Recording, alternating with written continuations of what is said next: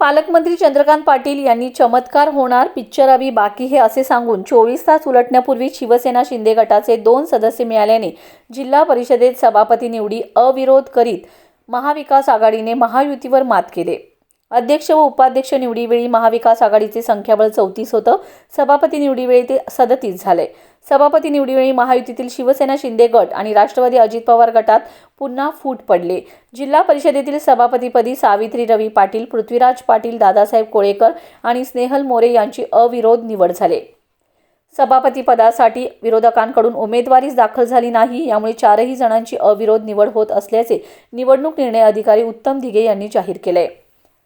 यापैकी श्रीमती रवी पाटील यांच्याकडे कृषी व पशुसंवर्धन, पृथ्वीराज पाटील यांच्याकडे बांधकाम, कोळेकर यांच्याकडे समाज कल्याण तर श्रीमती मोरे यांच्याकडे महिला व बाल कल्याण समिती सभापती म्हणून जबाबदारी आहे। दोन्ही महिला राष्ट्रवादी काँग्रेस अजित पवार गटाच्या असून पाटील हे शिवसेना शिंदे गटाचे सदस्य आहेत, तर कोळेकर हे राष्ट्रवादी काँग्रेस शरद पवार गटाचे सदस्य आहेत।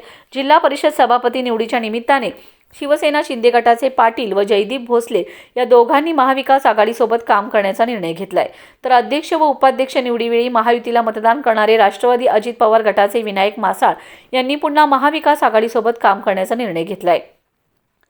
आज सभापती निवडीवेळी 3 सदस्य सोबत आल्याने 61 सदस्यांच्या सभागृहात सत्ताधारी गटाची सदस्य संख्या 37 झाले। यामध्ये राष्ट्रवादी काँग्रेस शरद पवार गटाचे 18, काँग्रेसचे 11, शिवसेना ठाकरे गटाचा 1, राष्ट्रवादी काँग्रेस अजित पवार गटाचे 5 आणि शिवसेना शिंदे गटाचे 2 सदस्य आहेत, तर विरोधी महायुतीमध्ये भाजपाचे 16, जनसुराज्य शक्ती व रयत क्रांती व राष्ट्रवादी काँग्रेस अजित पवार गटाचे प्रत्येकी 1 आणि शिवसेना शिंदे गटाचे 5 सदस्य असे एकूण संख्याबळ 24 आहे। अध्यक्ष व उपाध्यक्ष निवडीवेळी महायुतीचे सदस्य 25 होते। सभापती निवडीवेळी राष्ट्रवादी अजित पवार गटाचे मासाळ महाविकास आघाडीसोबत आल्याने महायुतीचे संख्याबळ 1 ने घटलंय। सांगली जिल्हा परिषदेमध्ये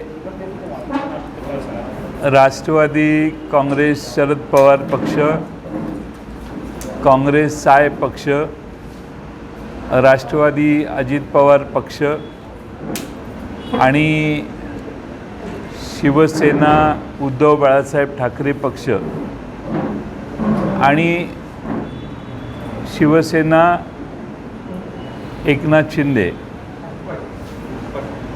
यांचे काही सदस्य या सगळ्यांनी या ठिकाणी एकत्रित येऊन 37 जणांची आता आमची संख्या झाली। मागच्या जिल्हा परिषदेच्या अध्यक्ष उपाध्यक्षांच्या वेळी ही संख्या 34 होती, त्यामध्ये वाढ झाली आणि 3 सदस्य आमच्याबरोबर आले। त्यातले एक घड्याळाचे सदस्य ऐनवेळी 2 सदस्य आमच्यातून कराड मुक्कामातून बाहेर गेलेले, त्यातले एक सदस्य मासाळ यांनी आपली भूमिका बदलून आमच्याबरोबर येण्याचा निर्णय घेतला। त्याचबरोबर आटपाडी तालुक्याचे नेते माननीय तानाजीराव पाटील आणि राजेंद्र देशमुख यांनी मिळून जे सदस्य निवडून आणलेले त्यामधील हे मासाळ एक सदस्य होते। त्याचबरोबर शिवसेनेच्या मधून धनुष्यबाणावर निवडून आलेले 2 सदस्य हे आमच्यात आता सहभागी झालेले आहेत।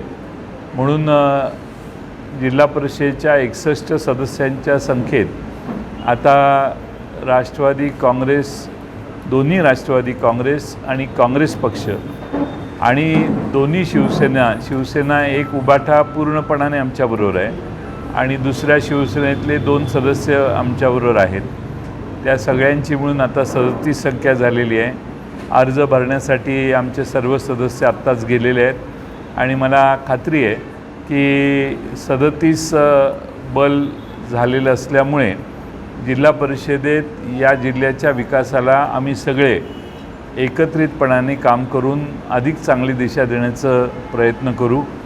एकजिन्सीपणाने जिल्हा परिषद सांगली जिल्ह्याची यापूर्वी चालायची, हातगाईवर कधीही प्रकरण या जिल्हा परिषदेत आलेलं नाही, तोच आदर्श या जिल्ह्याचा आम्ही पुढे नेण्याचं काम करू।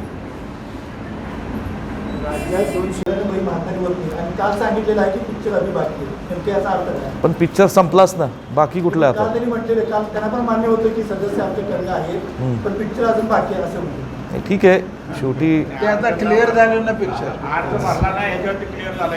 म्हणून आता आदरणीय जयंतराव पाटील साहेबांनी सांगितलं की चंद्रकांत दादा जसं जयंतराव पाटील साहेबांचे हितचिंतक आहेत तसे ते सांगली जिल्ह्यातल्या आम्हा सर्वांचेच हितचिंतक आहेत. म्हणून मी एवढंच म्हणेल, ते राज्याचे ज्येष्ठ नेते आहेत, त्यांच्या बाबतीत आम्हाला काही बोलणं योग्य वाटत नाही. परंतु मला एवढंच सांगायचं आहे की 37 हा आकडा हा स्पष्ट दिसून येतो. म्हणजे बहुमताला 30-31 हवे होते, त्याच्या पलीकडे जाऊन आता 37पर्यंत आम्ही पोचलेलो आहे. म्हणून आज सभापती निवडून मला एवढंच अपेक्षा आहे की राज्य सरकारने सांगली जिल्हा परिषदेकडे आता चांगल्या हेतूने पाहावं, चांगल्या भावनेने पाहावं. ही जिल्हा परिषद ही लोकांची आहे, लोकांमधनं आलेले निवडून आलेले सदस्य आहेत आणि तब्बल 9-10 वर्षानंतर जेव्हा जिल्हा परिषदची निवडणूक होती, त्या जिल्हा परिषदच्या माध्यमातून प्रत्येक तालुक्याचा विकास हा चांगल्या पद्धतीने या सर्व पदाधिकाऱ्यांच्या माध्यमातून, सदस्यांच्या माध्यमातून होऊ शकतो. मला खात्री आहे तो विकास चांगला होईल. महाविकास आघाडीच्या वतीने एकूण 37 जिल्हा परिषद सदस्यांचं संख्याबळ महाविकास आघाडीबरोबर होतं.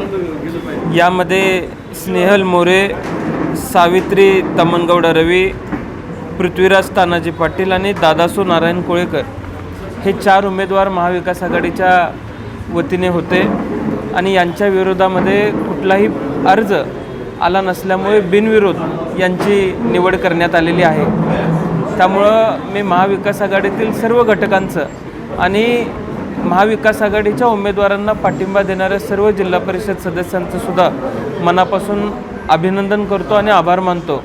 आणि महाविकास आघाडीच्या आणि जिल्ह्यातील सर्व प्रमुख नेत्यांचं, ज्यांनी या सगळ्या यंत्रणेवरती विश्वास ठेवून, प्रक्रियेवरती विश्वास ठेवून ही प्रक्रिया एकजिन्सीपणाने पार पाडली, त्याबद्दल मी सर्व प्रमुख नेत्यांचं सुद्धा मनापासून आभार मानेन. नावं जरा एक मिनिट एकदा सांगा सभापती. स्नेहल मोरे, सौ सावित्री तमनगौडा रवी, श्री पृथ्वीराज तानाजी पाटील, श्री दादासू नारायण कोळेकर. वाटप कुठलं झालं, कुठलं अद्याप त्याची चर्चा झालेली नाही आहे आणि जे काही वाटप असेल ते 1-2 दिवसात आम्ही जाहीर करू.